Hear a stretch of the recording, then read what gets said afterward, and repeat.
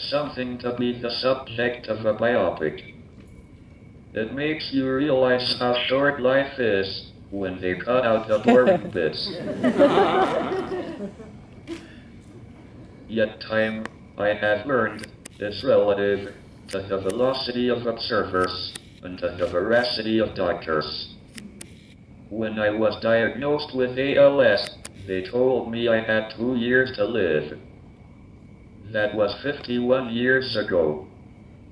The bad prognosis became a gift. Every moment since then has exceeded my expectations. When you know how fragile life is, you know how precious it is. Currently there is no cure for ALS, but there is hope. That hope rests on two eternals: the human drive for fundamental knowledge, and the human drive to help each other. Our growing knowledge of genes, cells, and brains promises to turn the battle against disease. And, as the Ice Bucket Challenge has shown, our social networks can turn a lonely struggle into a shared cause. I hope you enjoyed the movie, and the evening, and all the millions of moments that make up life.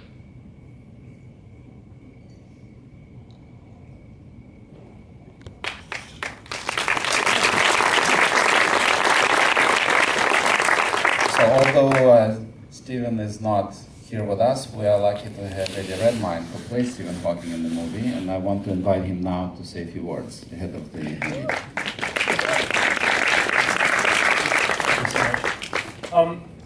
Ladies and gentlemen, what an extraordinary honour for me to be here this evening. Thank you, Yuri and Julia. It is a true privilege. I can't believe actually just hearing that story from Peter.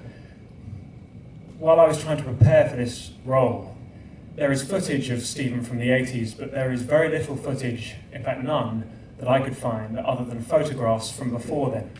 So when trying to work out what Stephen's specific physical decline could or may have been, I went to an ALS specialist in London and showed her as many photographs as I could possibly get my hands on.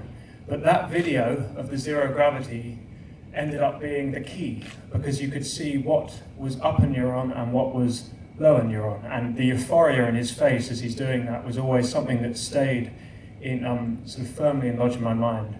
So that's extraordinary to hear that story, and thank you for it. There's something so wonderful in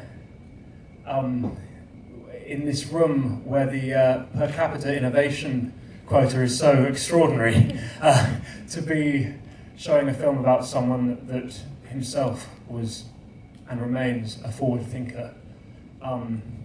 Everything that he said about the social network quality of the ALS Ice Bucket Challenge, I've just seen it flow and flow and flow, and this disease is one that is no closer to finding a cure or getting closer, but they're struggling. So it was an amazing thing to witness.